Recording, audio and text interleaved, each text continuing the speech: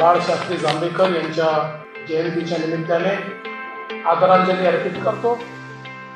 खऱ्या अर्थानं लोकशाहीचा चौथा स्तंभ म्हणून जे लोक काम करतात अशा सर्व पत्रकारांना अतिशय खडतर आयुष्य जगावं लागतं।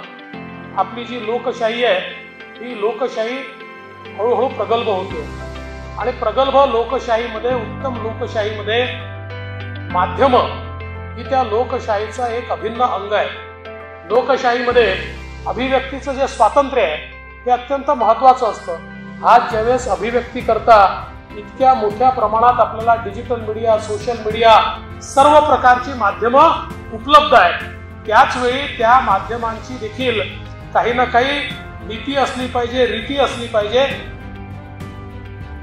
आणि त्यातनं योग्य प्रकारे समाज उपयोगी आणि ज्याची सत्यता पडताळून पाहिलेली आहे अशा बाबी बाहेर आल्या तर त्यातनं निश्चितपणे मोठ्या प्रमाणात आपली लोकशाही ही प्रगल्भ होताना आपल्याला दिसेल।